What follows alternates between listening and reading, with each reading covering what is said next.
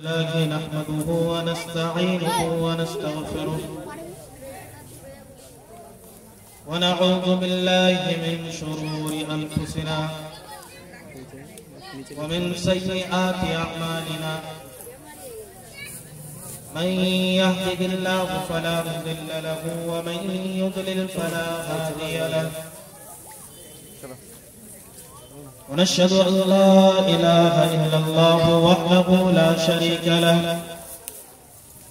ونشهد أن محمدا عبده ورسوله أما بعد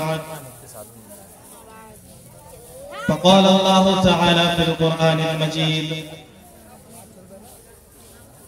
قل إن كنتم تحبون الله فاتبعوني يحببكم الله ويغفر لكم ذنوبكم والله غفور رحيم صدق الله العظيम। मेरे मुहतरम बुजुर्गों और दोस्तों, आज के इस जलसे में, आज की इस महफिल में मैं आप लोगों के दरमियान कुरान करीम से जिस आयत की तिलावत की है, जिसमें अल्लाह रब्बुल इज्जत फरमाते हैं कि अगर किसी बंदे को अल्लाह ताला से मोहब्बत चाहिए, अगर कोई चाहे कि उसका रब अल्लाह ताला उससे मोहब्बत करे, तो पहले उस बंदे को अल्लाह के नबी से मोहब्बत करनी पड़ेगी। तो अल्लाह से अगर मोहब्बत चाहिए तो पहले अल्लाह के नबी से मोहब्बत करनी पड़ेगी, उसके बाद अल्लाह ताला से उसकी मोहब्बत मिल सकती है। और अल्लाह ताला फरमाते हैं कि जिस बंदे से अल्लाह खुद मोहब्बत करना शुरू कर दे, अल्लाह ताला के हुक्म से तमाम जमीन और आसमान के जितने भी मखलूकात अल्लाह के बनाए हुए हैं, सब उससे मोहब्बत करना शुरू कर देते हैं। अगर अल्लाह किसी बंदे से मोहब्बत करना शुरू कर दे, अल्लाह के हुक्म से ये आसमान और जमीन भी उससे मोहब्बत करना शुरू कर दे, अल्लाह के हुक्म से फरिश्ते भी उससे मोहब्बत करना शुरू करेंगे। क्योंकि उन सबको मालूम है कि जिसको हमारे बनाने वाले खुद अल्लाह मोहब्बत करते हैं, उससे हम क्यों ना मोहब्बत करते हैं। और अल्लाह ताला इसी के बारे में फरमाते हैं कि अगर कोई चाहे कि मैं उससे मोहब्बत करूं, तो पहले मेरे नबी से मोहब्बत करे, और किस तरह से मोहब्बत करे उसके बारे में अल्लाह के नबी के जमाने के बहुत सारे ऐसे सहाबी जिनके ऐसे ऐसे वाक़ियात मौजूद हैं कि जिनको अगर देखा जाए कि सहाबी अल्लाह के नबी से किस तरह मोहब्बत करते थे। तार हिले गला होता क्या भाई माइक वाला है क्या और कुछ?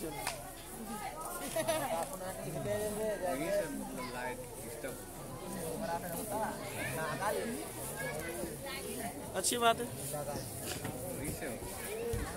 जल्दी फिक्स करने की कोशिश करें। क्या करेगा,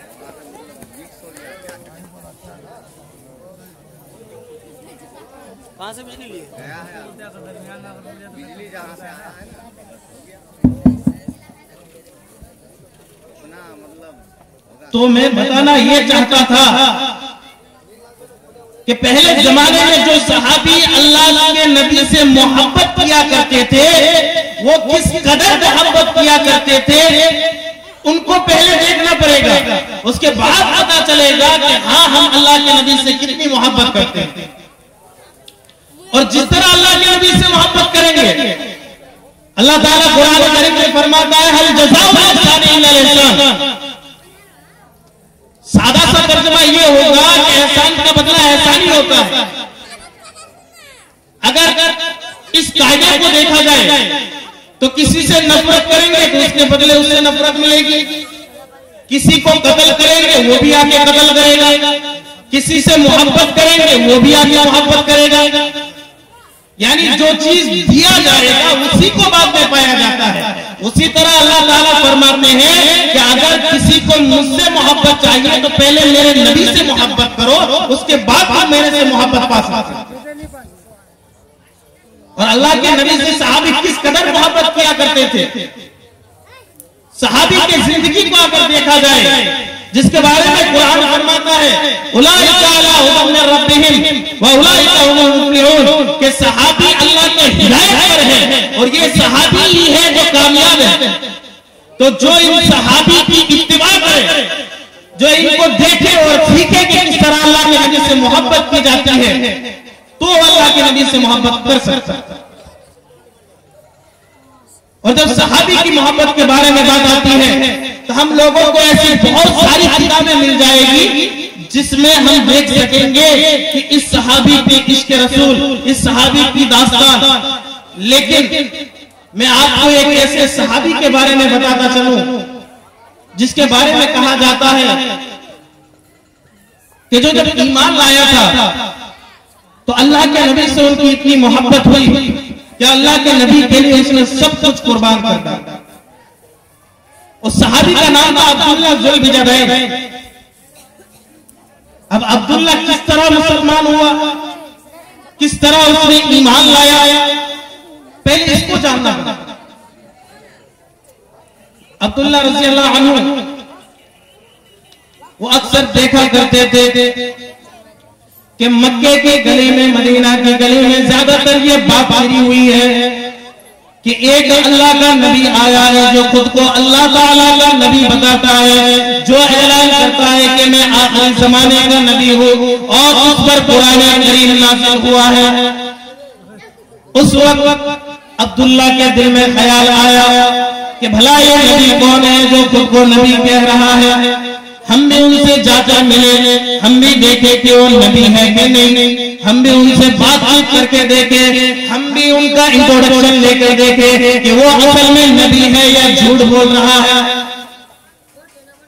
अब्दुल्लाह जुल बिजदैन जब उनसे मुलाकात करते हैं, सबसे पहले जब अल्लाह के नबी से मुलाकात हुई, अल्लाह के नबी से जब उसने गुफ्तगू की, अल्लाह के नबी का जब उसने चेहरा देखा, अब्दुल्लाह जुल बिजदैन के मुंह से कलमा उसी वक्त निकल गया। अभी बातचीत नहीं हुई थी, अभी उनसे रूबरू नहीं हुआ, बस सामने बस उनका चेहरा देख लिया और इसी चेहरे को देखकर, अल्लाह के नबी के चेहरे को देखकर उनके मुंह से कलमा निकल गया, अशहदु अल्ला इलाहा व अशहदु अन्ना मुहम्मदन अब्दुहु व रसूलुहु। अब्दुल्लाह जुल बिजदैन उसी वक्त मुसलमान हो गया। जब अब्दुल्लाह जुल बिजदैन मुसलमान हो जाते हैं, मुसलमान होने के बाद जब दोबारा अपने घर लौटते हैं, जब घर लौटने की बारी आती है तो अब्दुल्लाह सोचने लगता है कि मैं तो मुसलमान हो चुका हूँ, मैं खुद मुसलमान हो चुका हूँ, लेकिन मैं जिस घर में रहता हूँ, मेरे घर में मेरी मां जिंदा है, वो मुसलमान नहीं है, वो गैर मुस्लिम है।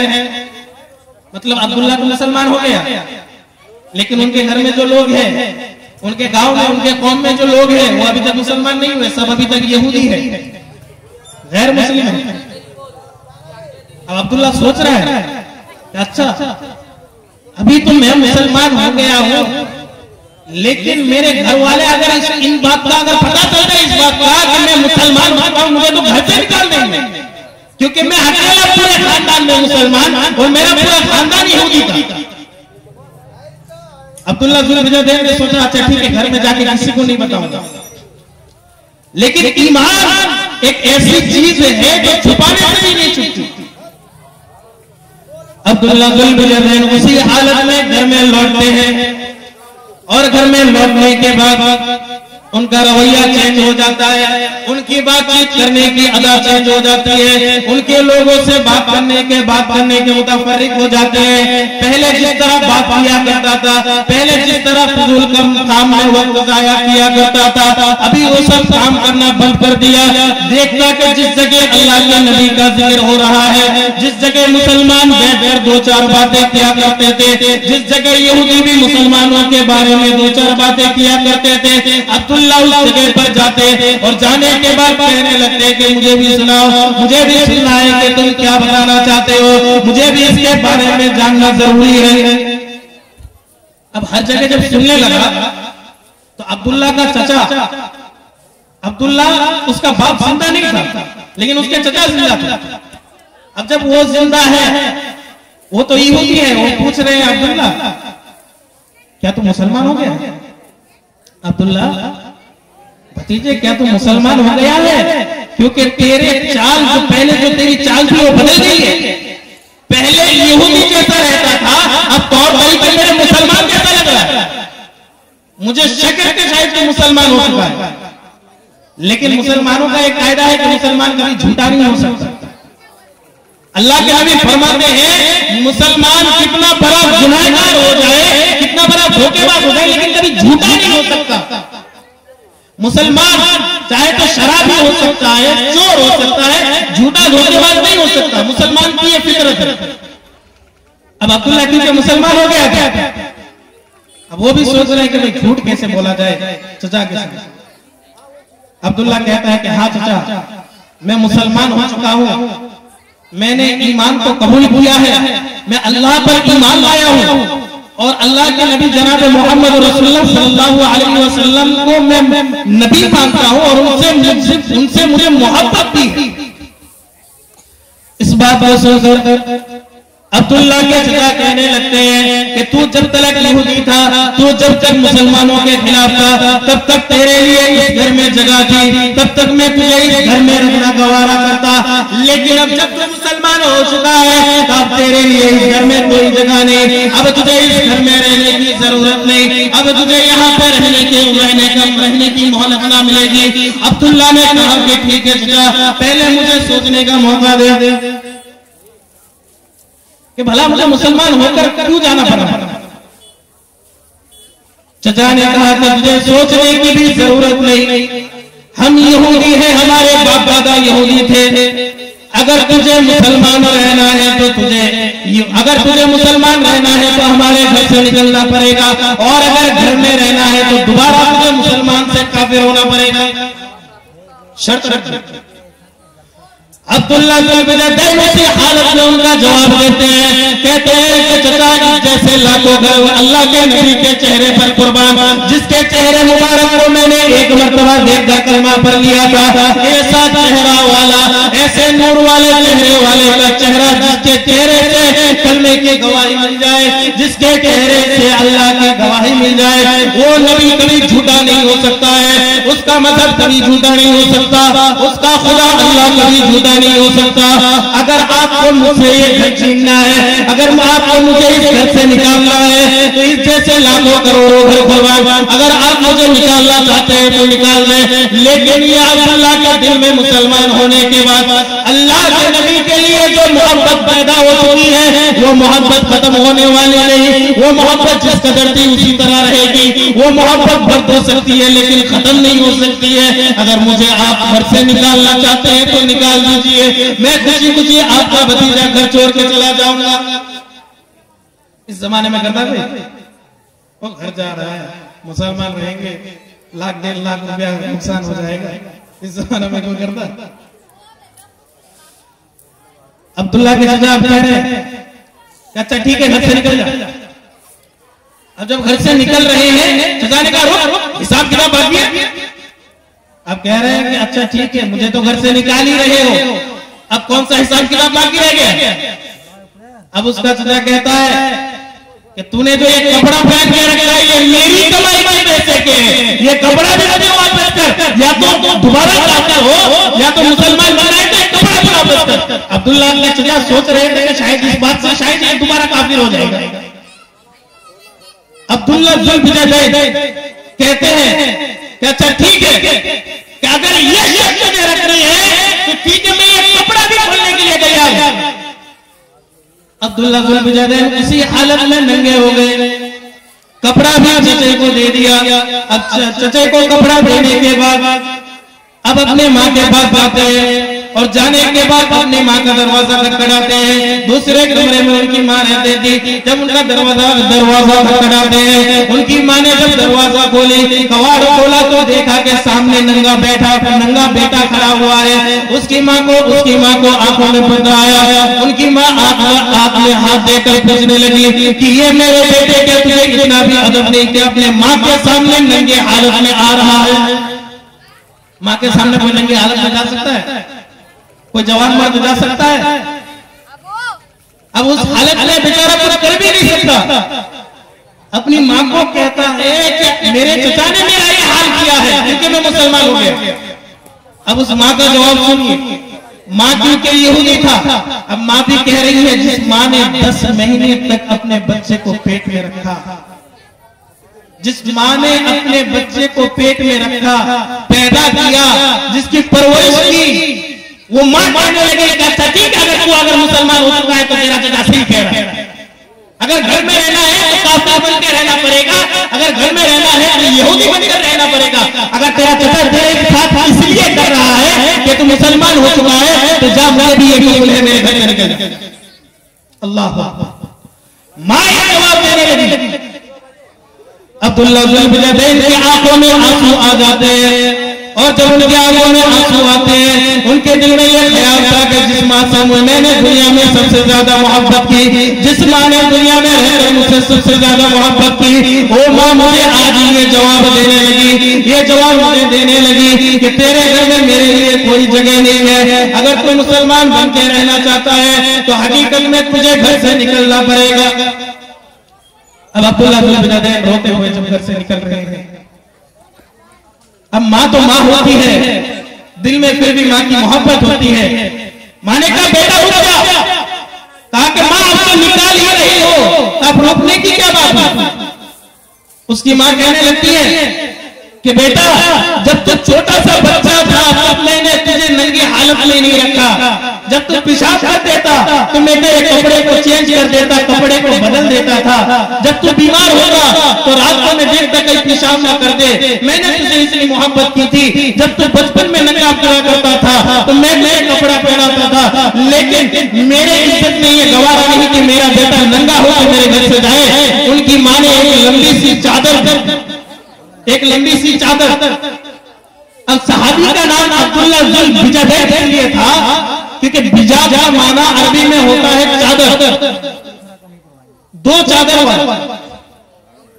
अब ऐसा हुआ कि अब्दुल्ला ने उस लंबी चादर को बीच से फाड़ने के बाद आधी चादर को ऊपर पहना और आधी चादर को नीचे पहना। बात समझ में आ रही? अब जब उस कपड़े को पहन लिया तो उसी हालत में अब्दुल्लाह ज़ुल्बिजदैन घर से जब निकल गए तो उनके दिल में यह ख्याल आया, मेरे अपनों ने मुझे भुला दिया, मेरे अपनों ने मुझे अलग कर दिया, मैंने अल्लाह के नबी से मोहब्बत की, इसीलिए मेरे तमाम अपने पराये हो गए, इसीलिए मेरे तमाम अपनों ने मुझे छोड़ दिया। अब भला जाऊं तो किधर जाऊं? अब्दुल्लाह ज़ुल्बिजदैन नहीं सोच रहे थे, लेकिन पाँव अपने आप मदीना की तरफ चलने लगे, पाँव अपने आप मदीना की तरफ रवाना होने लगे। ऐसा हुआ कि एक दिन का सफर पूरा हुआ। एक दिन का सफर पूरा होने के बाद अब्दुल्लाह ज़ुल्बिजदैन अल्लाह के नबी के सामने हाजिर होते। जब उनके सामने हाजिर हुए, अल्लाह के नबी उनको देखकर उनके चेहरे में मुस्कुराहट आती है, उनको देखकर उनके चेहरे में खुशी आ जाती है। तमाम सहाबी देखते हैं कि आज अल्लाह के नबी मुस्कुरा रहे हैं, ऐसा लगता है जैसे 14वीं रात का चांद मुस्कुराता हो। अल्लाह के नबी आज मुस्कुरा रहे हैं, इनको देखकर भला इतनी खुशी क्यों होने लगी? अब्दुल्लाह से पूछते हैं, अल्लाह के नबी अब्दुल्लाह से पूछने लगते हैं, अब्दुल्लाह इस हालत में यहाँ पे क्यों आए हो? अल्लाह के नबी के सामने अब्दुल्लाह कहने लगा, या रसूलल्लाह, मैंने दुनिया में रहकर जितने भी अपने थे मैंने सबको तोड़ा दिया, मैंने तमाम चीजों को अलग कर दिया, मैंने तमाम चीजों की मोहब्बत को दिल से हटा दिया और तेरी मोहब्बत को दिल में लेकर आ गया। अल्लाह के नबी की मोहब्बत को इस तरह दिल में लेकर आए। अल्लाह के नबी फरमाते हैं अच्छा ठीक है, अगर इतनी मोहब्बत है तो अंत मोमिन, तो तुम पूरे मोमिन हो चुके। अल्लाह के नबी ने उनको सहाबी के साथ रखा। जो हिजरत में जो सहाबी मौजूद थे उनके साथ रखा, और रखने के बाद ऐसा हुआ कि जब उनका इंतकाल हुआ, अब्दुल्लाह जुल बिजादैन का जब इंतकाल हुआ, पहली बात जब वो आए थे तो घर से चादर पहन के आए थे। अब्दुल्लाह जुल बिजादैन का जब इंतकाल हुआ, जब उनकी कब्र खोदी गई, गुस्ल दिया गया, जब उनको कफन पहनाने ले गए, अल्लाह के नबी फरमाते हैं कि ये अब्दुल्लाह जब मेरे पास आया था बस एक चादर पहन के आया था, अल्लाह के नबी ने खुद के चादर को उतार के अब्दुल्लाह का कफन बनाया और उसी में उनका दफन हुआ। और अल्लाह के नबी का हाथ जिसमें अगर लग जाए उसमें कल क़यामत तक जहन्नम की आग टच नहीं कर सकती। तो अब्दुल्लाह जुल बिजादैन जिसमें अब्दुल्लाह जुल बिजादैन का जो कफन बनाया गया वो अल्लाह के नबी के चादर से बनाया गया। लिहाजा इससे ये पता चलता है कि अल्लाह ताला जो फरमाया कि अगर किसी को मोहब्बत चाहिए तो पहले पूरा अगर मोमिन होना है, पहले नबी से मोहब्बत करनी पड़ेगी, उनकी इत्तिबा करनी पड़ेगी, उनकी सुन्नत पर अमल करना पड़ेगा, तब जाके एक आदमी पूरा मोमिन होता है। तो मोहतरम बुजुर्गों और दोस्तों, क्योंकि वक्त बहुत कम है और उलमा किराम बहुत सारे तशरीफ ला चुके हैं, तो इसीलिए मैं यहाँ से अपना बयान खत्म करता हूँ। वमा अलैना इल्लल बलाग।